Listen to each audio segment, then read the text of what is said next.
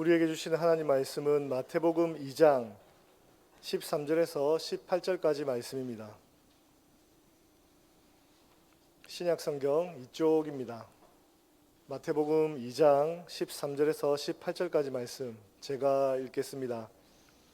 그들이 떠난 후에 주의 사자가 요셉에게 현몽하여 이르되 헤롯이 아기를 찾아 죽이려 하니 일어나 아기와 그의 어머니를 데리고 애굽으로 피하여 내가 내게 이르기까지 거기 있으라 하시니 요셉이 일어나서 밤에 아기와 그의 어머니를 데리고 애굽으로 떠나가 헤롯이 죽기까지 거기 있었으니 이는 주께서 선지자를 통하여 말씀하신 바 애굽으로부터 내 아들을 불렀다 함을 이루려 하심이라.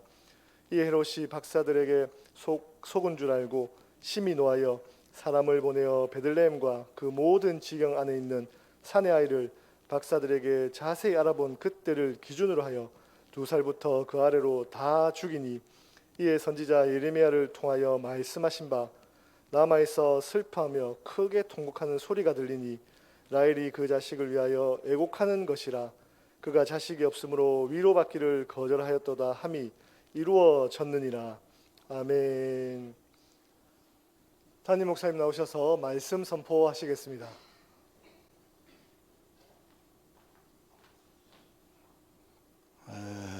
지난 주간 기쁨과 즐거움으로 성탄절을 지나고 오늘 교회력으로 성탄절 후 첫 주일 그리고 2023년을 시작하는 새해 첫 주일을 맞았습니다.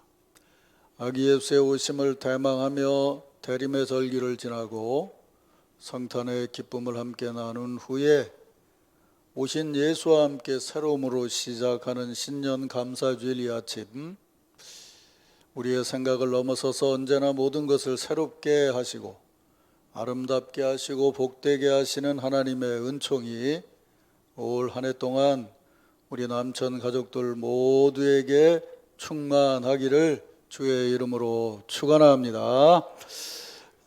오늘 또 새해 첫 주일이니까 우리 새해 축복 인사를 나누죠. 지난주를 영어로 했으니까 오늘도 영어로 합시다. 메리 크리스마스, 해피 뉴 이어 이렇게 인사들 하시기 바랍니다. 네, 이 시간에 교회력으로 주신 말씀인 마태복음 2장은 예수님 탄생하신 후에 요셉을 중심으로 해서 예수님 가족이 겪은 일을 기록하고 있습니다. 쉽게 정리해 보면 헤롯 왕의 위협을 피해서 요셉이 아기 예수를 데리고 애굽에 내려갔던 사건을 전하고 있습니다. 성탄절을 막 지난 성도들이 읽게 된 그 기쁨과 감동이 단절되는 것 같고 또 조금 안타깝고 마음 아픈 이야기입니다.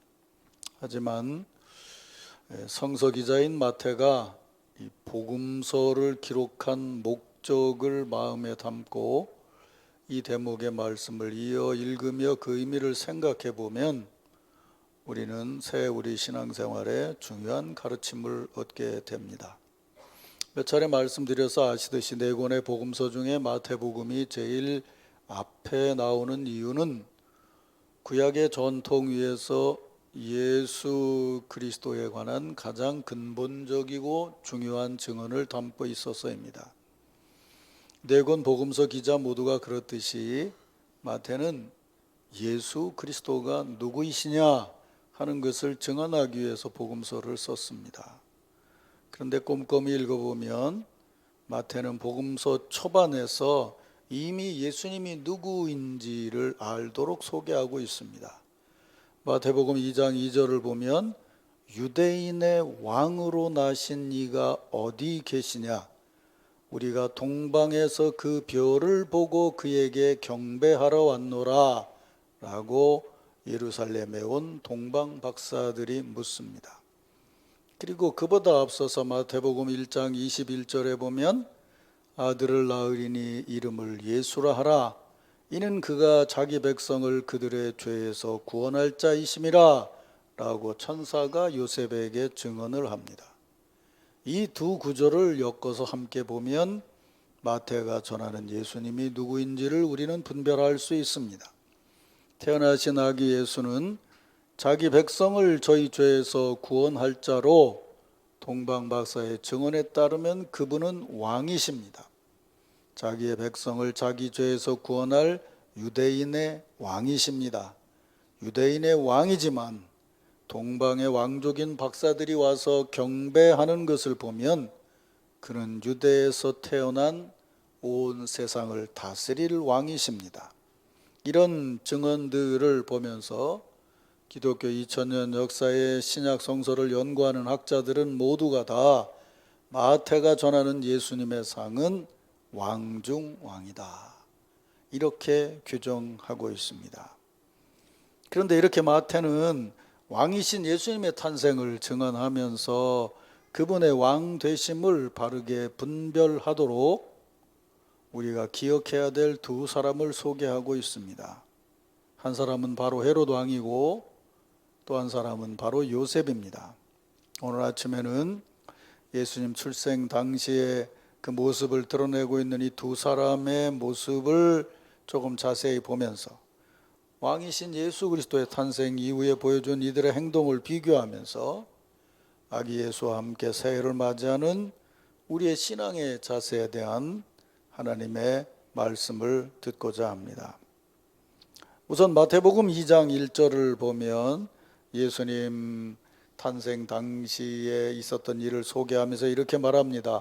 헤롯 왕 때에, 예수님 탄생의 역사가 흐름의 배경을 왕인 헤롯과 연관을 지어서 지금 설명하고 있습니다. 그래서 이 순서대로 우리는 헤롯 왕을 먼저 생각을 해보죠. 어느 날 동방에서 왕족인 박사들이 예루살렘을 찾아왔습니다. 무슨 일인가 하고 물었더니 그들이 이렇게 대답을 합니다. 유대인의 왕으로 나신 이가 어디 계십니까? 우리가 동방에서 그의 별을 보고 그에게 경배하러 왔습니다. 헤롯 왕을 비롯한 예루살렘 당국은 아마 그 얘기를 듣고 큰 소동이 일어났을 겁니다. 당연히 그랬겠죠. 지금 헤롯 왕 자신이 유대인의 왕이 되어 있는데 다른 왕이 태어났다니 이게 말이 되는 얘기입니까? 그래서 아마 대책 회의를 열었을 겁니다. 이런 얘기가 들리는데 이게 도대체 무슨 얘기냐? 왕이 태어난다면 어디서 태어날 것 같으냐? 대제사장과 서기관들, 율법학자들을 모아서 물었고 구약 성경에 대해서 잘 아는 서기관이 대답을 했을 겁니다. 오래전에 선지자 요엘이 이렇게 예언을 한 것이 있습니다. 유대 땅 베들레헴아, 너는 유대 고을 중에 가장 작지 아니하리도다. 내게서 한 다스리는 자가 나와서 내 백성 이스라엘의 목자가 되리라. 그 예언을 보면 아마 예루살렘일 것 같습니다. 그 얘기를 들은 헤롯 왕은 동방 박사들을 만나서 그대로 전합니다. 우리 옛 예언에 베들레헴에서 왕이 태어난다는 말이 있으니 거기로 한번 가보시오. 그러면서 헤롯 왕은 언제쯤 별이 나타났는지를 자세히 물으면서 가서 태어난 아기에 대해서 잘 알아보고 찾거든 꼭 내게도 알려주시오. 나도 그에게 경배하기를 원하나이다 라고 말합니다. 그런데 13절에 보면 요셉에게 나타난 주의 사자는 이렇게 말합니다. 헤롯이 아기를 찾아 죽이려 하니 일어나 아기와 그 어머니를 데리고 애굽으로 피하여 내가 네게 이르기까지 거기 있으라. 그러니까 헤롯이 별이 나타난 때를 자세히 물은 것은 아기가 언제쯤 태어났는지를 알기 위한 것이고, 베들레헴에 가서 아기를 찾거든 오는 길에 나한테 자세히 알리라고 한 것은 그의 말처럼 경배하기 위한 것이 아니고 죽이기 위한 것이었어요. 그는 그런 계략을 숨기고 동방 박사들에게 지금 거짓말을 한 것입니다. 그리고 16절에 보면 헤롯 왕은 동방 박사들이 자기에게 들리지 않고 돌아간 것을 알게 되었을 때 심히 노하여 군사를 보내서 베들레헴과 그 모든 지경에 있는 2살 이하의 어린 사내 아이들을 다 죽였다고 합니다. 심지어 역사를 보면 2살이 되지 않은 늦게 태어난 자기 아들까지도 죽였다고 합니다. 여기까지가 오늘 읽은 성경을 중심으로 대략 본 헤롯 왕의 행동입니다. 우리는 헤롯의 이런 행동을 조금 신앙적으로 생각해 봐야 됩니다. 말 그대로 성경의 증언대로 헤롯은 지금 당시의 왕이었습니다. 그가 이스라엘의 신앙적인 전통 안에서 세워진 왕이었다면 왕은 앞에서 말한 것처럼 예언된 대로 백성들의 죄와 고난을 해결해 주는 자리에 있어야 할 사람입니다. 근데 이 대목을 여러분들이 너무 신앙적으로 보면은 안 됩니다. 몇 주 전에 제가 설교하면서 그런 말씀을 드렸는데, 우리는 자기 죄를 구원할 자다 그러면 이내 예수 그리스도처럼 구원하는 걸 생각을 하는데 바리새적으로 생각을 해야 됩니다. 하나님의 백성이라면 하나님의 복을 받아서 하나님이 다스리는 나라를 이끌어 가야 되는데, 이게 지금 로마에 속국이 되어 있다는 것은 틀림없이 우리들 중에 누가 죄를 지은 자가 있기 때문에 그렇다는 거야. 바리새인들은 그 사람들을 뽑아서 척결해야 우리가 하나님 앞에 바른 백성으로 살아간다는 것이 드러나는 거라고 생각을 했습니다. 그런데 유대 예언자들은 뭐라고 얘기하냐면, 진정한 왕이라면 백성들이 그렇게 잘못된 것을 깨닫고 회개하고 돌아와서 그가 통치하는 동안 하나님의 은혜가 넘치는 왕국을 만들어야 되는 것이다, 이렇게 생각했던 것이 구약의 바른 신앙입니다. 그러니까 백성들을 바르게 이끌어서 나라를 회복시켜야 될 자리에 있는 사람이었습니다. 그리고 그는 언제든 마음을 먹으면 그렇게 할 수 있었습니다. 왜냐하면 그의 주변에는 대제사장들이 있었고 서기관들이 있어서 언제든 마음 먹으면 하나님 앞에 바르게 예배할 수 있고, 언제든 마음을 먹으면 지금처럼 하나님의 말씀을 들을 수도 있습니다. 심지어는 오늘 성경의 얘기처럼 동방에서 온 다른 신앙을 가지고 있는 이들의 받은 계시까지도 들을 수 있는 자리에 있었습니다. 정말 하나님이 세우시고 하나님을 경외하는 왕이었다면 이 일 앞에서 하나님이 회복하시려는 메시아의 역사와 그 소망과 예언을 알고 그 성취를 누구보다도 기쁘게 받아들였어야 맞습니다. 그런데 헤롯이 왕이라는 것이 그런 은혜와 축복의 자리가 아니고 도리어 문제의 자리였습니다. 왜냐하면 헤롯은 이스라엘의 신앙 전통으로 왕이 된 사람이 아니고 인간적인 계략과 정치적인 힘으로 왕이 된 사람입니다. 거기서부터 사실은 문제가 있었습니다. 헤롯은 출신이 이두메 사람입니다. 아주 쉽게 말하면 야곱의 자손이 아니고 에서의 자손입니다. 어린 시절에 로마로 피신을 가게 됐고, 거기서 안토니우스와 어린 시절부터 관계를 맺었습니다. 그 크레오파트라 얘기 나오면 안토니우스, 옥타비아누스 얘기를 아실 겁니다. 그래서 안토니우스가 득세를 하게 될 때에 그와 어린 시절을 같이 살았기 때문에 그가 로마의 통치자가 됐을 때 원로원의 허락을 받아서 유대 지역의 왕으로 갈 수 있도록 임명을 했습니다. 그런데 안토니우스와 옥타비아누스가 싸움을 해서 옥타비아누스가 이기게 되니까 문제가 왔습니다. 그래서 옥타비아누스가 있는데 친히 찾아가서 자기 왕관을 벗어놓고 나는 당신에게 충성을 맹세합니다. 그리고 옥타비아누스가 이집트 점령을에 들어갈 때 거기 동행을 했고 모든 물자를 댔고 거기 하여튼 자기 힘을 다해서 로마를 도왔습니다. 그래서 옥타비아누스에게 인정을 받아서 분봉왕이 아니라 유대 지역뿐만 아니라 모든 지역을 다스릴 수 있는 유대의 유일한 왕으로 로마에서 임명을 받았습니다. 여러분에게 구분하도록 말씀을 드린다면 그 후에는 헤롯이 죽은 다음에 그 지역을 나누어서 다스리게 했어요. 그 사람들을 분봉왕이라고 그래요. 분봉왕이 없는 데는 총독이 다스렸어요. 그런데 헤롯은 대왕이었어요. 모든 지역을 다스릴 수 있는 권한이 있었는데 문제는 뭐냐면 그가 왕의 가문의 사람이 아니라는 것이에요. 하스모니안 가문의 사람이 아니라는 거예요. 다윗으로 이어지는 왕족이 아니었다는 거예요. 그래서 정치적으로 왕이 됐으면서도 왕이라는 것을 인정받지 못할 수 있다는 것이 늘 마음에 걸려서 세운 계략이 뭐냐면 하스모니안 왕가의 여자를 데려다가 아내로 삼았어요. 근데 그 일은 헤롯의 자녀들도 똑같은 일을 했어요. 그래서 적자의 가문이라는 거를 내세우려고 했어요. 그러면 잘 들어보세요. 헤롯 왕 때 유대인의 왕으로 나신 이가 어디 계시냐? 헤롯은 힘으로 왕이 된 사람이고 예수님은 하나님의 은혜로 왕으로 나신 분이에요. 믿습니까, 여러분? 이 차이가 구분이 되세요? 사실 생각해 보세요. 그 기간을 겪어와서 헤롯이 완전히 자리를 잡아서 엄청나게 통치를 하는데, 아니 유대인의 왕의 가문에서 누가 하나 태어난 게 뭐 그렇게 대단한 일일까요? 생각해 보세요. 다윗이 사무엘에게 왕이 될 것이라고 안수를 받은 다음에 바로 왕이 됐나요?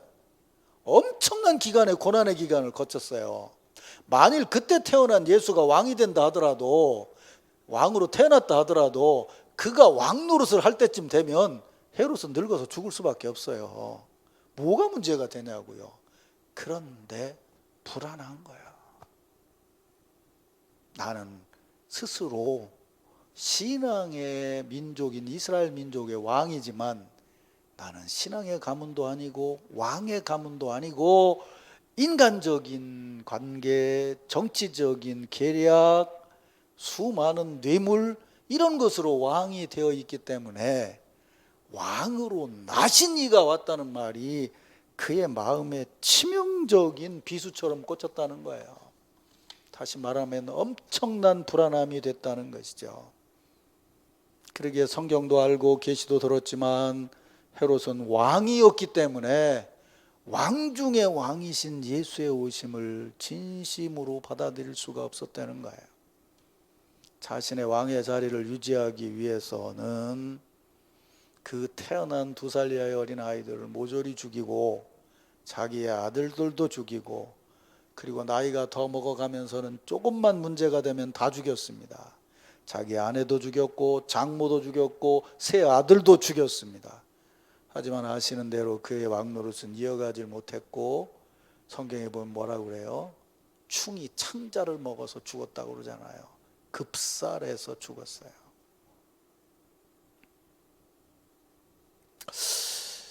우리는 이 왕이신 예수 그리스도의 탄생과 더불어서 스스로 왕이 된 헤롯 왕의 이런 그 행동들을 보면서 새 사역에 임하는 우리들에게 성령께서 감동하심으로 깨닫게 해주시는 대목이 분명하게 있습니다. 그것은 뭐냐면 지금 내가 스스로 왕처럼 살아가고 있지 않느냐라는 물음이에요. 왕이 되려고 하고 왕이 되어서 왕됨을 유지하기 위해서 내 힘으로 노력하고 그러면서 내 삶과 일을 이어가려고 하지는 않느냐는 거예요. 왕이 되면요, 갖고 싶은 게 목적이 아니고요, 가진 걸 유지하는 것이 목적이에요. 가진 걸 유지하는데 가장 큰 적이 뭔지 아세요? 죽음이에요. 그래서 죽음의 불안은 죽임을 낳게 돼요. 내가 안 죽으려면 남을 죽여야 된다는 거예요. 예수님 이렇게 말씀하시잖아요. 같이 살아가는 사람에게 욕을 하는 것은 그 사람을 죽이는 것과 마찬가지다라고 얘기를 해요. 다 이런 의미가 포함이 되어 있는 거예요. 자신이 살기 위해서, 자신을 유지하기 위해서. 우리는 우리 힘으로 예수를 믿어서 신앙인이 된 사람이 아니고 예수 그리스도의 구속의 은혜로 하나님의 자녀가 된 사람임을 믿어야 합니다. 그분이 우리를 십자가의 공로로 낳아주셨다는 거예요. 하나님의 아들로 낳아주셨어요. 그런데 왜 우리가 우리 힘으로 왕노릇을 하기 위해서 애를 쓰며 살아가냐 그 말이죠. 새해도 세상은 내 힘으로 살아야 되고 네가 왕노릇 해야 되고 내 자리 네가 지켜야 되지, 네가 살기 위해서는 밟고 올라가야 되지, 그렇지 않고 가만히 있으면 누가 너를 밟고 갈지 모르는 세상이다 라고 유혹하고 시험할 것이에요. 하지만 우리는 성탄의 절기를 지나면서 그 아기 예수의 오심이 그분을 머리로 해서 우리가 어제 성찬 예식을 가지면서 함께 고백했잖아요. 그분을 머리로 해서 우리는 지체이고, 그래서 우리는 그분의 상속자이고 하나님의 자녀로서 새로운 마음가짐으로 살아가는 성도들입니다. 그럼 뭐라고 그랬어요?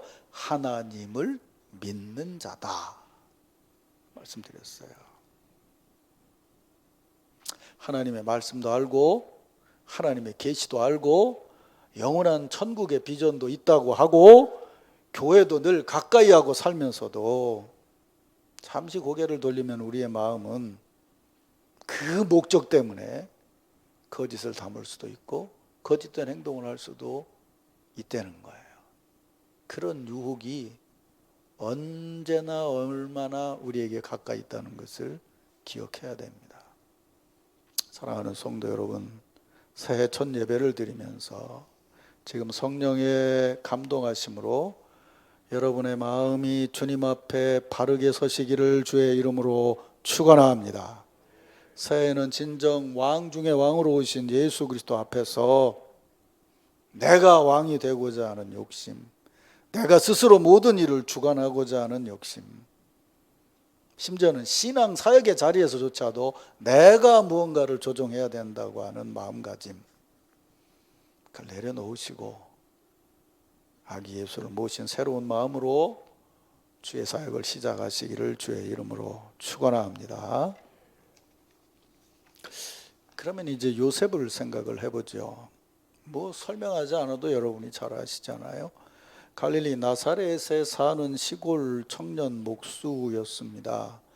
마음에 드는 처녀를 만나서 약혼을 하고 결혼을 앞두고 있었는데 어느 날 정혼한 마리아가 잉태한 것을 알게 되어서 고민하다가 우리가 지난번에 본 것처럼 의로운 사람이니라 그걸 끊고자 했습니다. 그때 주의 사자가 그에게 나타나서 말합니다. 마리아에게 잉태된 아이는 성령으로 잉태된 것으로 그 아이를 낳으면 이름을 예수라 하라. 이는 자기 백성을 자기의 죄에서 구원할 자라 전합니다. 그 말을 듣고 요셉은 신사적으로 끊으려고 했던 마음을 돌이켜서 그 부정한 것으로 보이는 마리아를 데리고 와서 아기를 낳기까지 돌보아 주었고 아기를 낳았을 때 그 이름을 예수라고 줬다는 거예요. 어떻게 그렇게 했어요? 주의 사자가 나타나서 말씀하셔서 그걸 그대로 받아들인 것이죠. 그리고 동방박사의 방문을 받았습니다. 마태복음에 보면. 그런데 박사들이 떠난 후에 주의 사자가 꿈에 나타나서 지시한 대로 아기 예수를 데리고 애굽으로 피신을 했습니다. 그리고 얼마 후에 헤롯이 죽었다는 얘기를 듣고 다시 갈릴리 나사렛으로 와서 정착을 하게 됩니다. 이게 예수 탄생 전후의 요셉의 모습입니다. 우리는 이 요셉의 모습을 다시 한번 헤롯과 비교해서 한번 생각을 해보죠. 헤롯 왕은 예수 탄생을 구약의 예언을 통해서 듣고 별자리를 보면서 해석하는 점성술적인 해석을 듣고 알게 됐어요. 이론적으로 말한다면 우주적이고 왕권적이고 비현실적인 하늘의 계시로 시작을 했다면 요셉은 아니었습니다. 요셉은 그저 순수하게 한 처녀를 사랑했고 결혼을 앞두고 있었는데 약혼한 처녀가 부정한 행동을 해서 아기를 갖게 됐다는 것을 남들 보기엔 뉴스도 안 나올 시골 한 구석에 나타난 조그만 사건이지만 본인에게는 엄청나게 고통스러운 현실이 소문으로 현실로 그에게 다가와서 시작이 됐어요. 왕의 자리를 빼앗기는 것보다도 훨씬 더 고통스러운 현실입니다. 생각을 해보세요. 결혼 앞두고 있는데 자기가 사랑한 아내가 될 사람이 다른 사람의 아기를 갖게 됐다는 게 이걸 넘어갈 수 있는 현실이냐고요. 요셉은 마음만 먹으면 예배할 수 있고 마음만 먹으면 하나님의 계시를 들을 수 있는 헤롯 왕과는 다르게 그저 평범하게 사는 시골 청년이었습니다. 그는 하나님의 말씀을 학문적으로 이해할 수 있는 능력도 없었습니다. 어쩌면 그래서 주의 사자가 현몽해서 예수 그리스도의 탄생을 그에게 알렸습니다. 그는 생활이 윤택한 사람도 아니었습니다. 호적을 알아가서 여관을 구하지 못해서 마구간에서 마리아를 머물게 했다는 것을 보면 가진 것도 없는 사람이었습니다. 성경에 대해서 박식하지도 않고 풍요롭게 사는 사람도 아니었지만, 그럼에도 불구하고 그에게 다가온 현실은 대단히 고통스러웠지만, 내가 아는 내 힘과 내 지식으로는 엄청나게 고통스럽지만 주님의 계시의 말씀을 들어보니 그 고통 안에 하나님의 놀라운 은혜의 역사가 있다는 것을 그대로 믿었습니다. 머리로 지식으로 받아들인 것이 아니라 온 몸으로 말씀과 함께 그 고통스러운 현실을 받아들였습니다. 그런데 놀라운 것은 이제 목회를 하다 보면요, 처음에 교회 왔을 때 죄 짓고 엄청난 해서 예수 믿고 회개하고 온 옛날에 부흥 강사 같은 사람들도 있지만, 교회 온 분들 중에 참 순수한 분들도 많아요. 처음에 보면은 참 말씀도 듣고 순수하고 마치 하나님 말씀을 받아들이는 것이 그저 맨 땅에다 물을 부으면 그냥 물이 쑥쑥 빨아들이는 것처럼 말씀도 받아들이고 주의 일도 받아들이고 그렇게 순수하게 신앙생활을 하는 분들이 있어요. 그런데 경험상 보면은요, 교회는 문턱이 둘이에요. 한번 그렇게 쉽게 넘는 문턱이 있고요, 그 다음에 또 하나의 문턱이 있어요.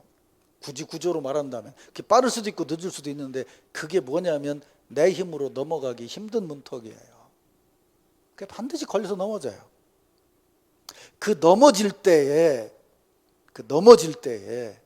넘어짐에도 불구하고 하나님의 말씀을 들으며 이것이 주님이 나를 이끌어가는 과정, 이 문턱을 넘어섰을 때에 하나님의 은혜의 역사가 이어질 거라는 큰 과정을 볼 수 있는 비전이 있으면 그 순수함을 유지할 수 있지만, 그 문턱에 넘어지면서 세상적인 계략이나 세상적인 지혜가 들어오기 시작하면 그 순수했던 눈빛이 점점 반짝이기 시작을 해요. 밤에 빛나는 샛별처럼 반짝이면 괜찮은데 그게 아니야. 요상하게 눈빛이 반짝거리기 시작을 하고, 그 다음에 다른 일이 또 부딪히면 또 이상해지기 시작하고, 그러면서 가만히 들여다보면 그의 얼굴에서 신앙의 향기가 나오지를 않고 세상적인 모습이 드러나기 시작을 해요. 교회 안에 이런 사람들 적지 않습니다. 신앙생활 오래 했는데 본인은 모르는데 다른 사람들이 얘기합니다. 저분은 왜 저러시는지 모르겠어. 저분은 왜 저렇게 고집을 피우는지 모르겠어. 우리같이 처음 믿는 사람도 안 그러는데. 여러분, 제가 새해를 시작하면서 아름답고 행복하게라는 주제를 놓고 지금 전혀 아름답지 않은 얘기를 하고 있는데요, 이걸 넘어서야 진짜 아름다운 줄로 믿으시길 바랍니다. 행복하라는 것이요, 내일이 잘 돼서 내가 행복하라는 것이 아니고요, 산상수훈에 나와 있는 복 있는 자의 삶을 얘기하는 거예요.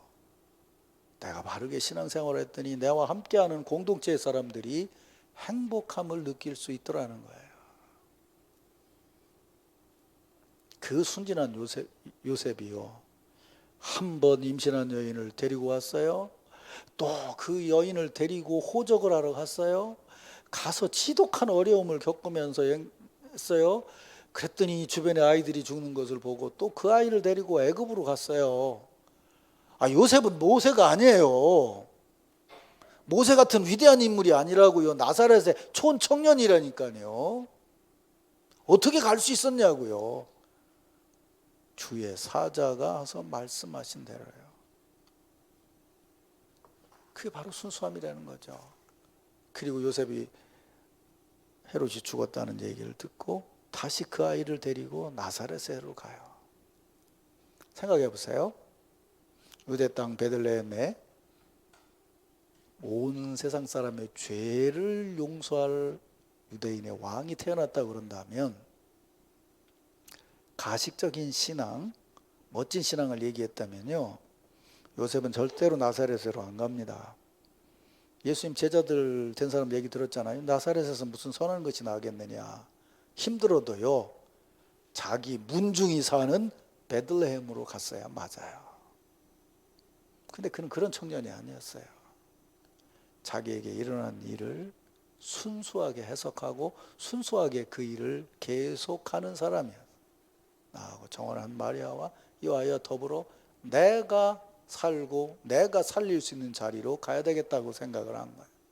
신앙생활 시작하면서 잘못 생각하는 사람 많아요. 자기의 삶의 자리고 하나님이 자기에게 원하시는 손과 발과 언어와 행동이 나사렛에서 있는데 베들레헴에 가서 있는 것처럼 착각하고 있어요. 그래서 주의 일을 혼란케 만드는 거예요. 굉장히 신앙적인 것 같지만 자기 힘으로 일하고 있는 것이죠. 신앙의 순수함은 내가 순수하게 살아야 되겠다는 마음으로 순수한 것이 아닙니다. 신앙의 순수함은 시련이 오든 축복이 오든 은혜가 있는 것 같든 고난이 있는 것 같든 여전히 하나님 말씀 앞에 무릎 꿇음이 순수함인 줄 믿으시길 바랍니다. 그 순수함 우리 힘으로 되는 것이 아니에요. 그래서 어제 새벽에 우리가 나눴잖아요. 성령께서 새롭게 하심으로, 성령의 충만케 하심으로. 그래서 다시 얘기해요. 그래서 우리는 삼위일체 하나님을 믿는 거예요. 세 분의 하나님의 역사가 우리에게 하나로 역사하시면서 한 분이고 어떤 한 분도 다른 분에 비해서 조금도 부족함이 없는 은혜의 역사라는 거예요. 그게 바로 여기 담겨져 있는 거예요. 그래서 성탄의 역사는요, 큰 흐름에서 보면 엄청난 놀라운 축복의 역사예요. 우리에게 하나님의 구원과 하나님의 은혜의 나라를 주신 축복의 역사지만 그 현장에 있는 이들에게는 지독한 현실을 순종하며 극복해 나가야 되는 또 하나의 세상적인 일이었어요. 믿습니까, 여러분? 아멘이 잘 안 나오는 게 맞아. 새해부터 시작하는데 어려운 일을 겪어야 주님을 맞이한다는 말에 아멘이 나오겠어요? 다시 말씀드려요.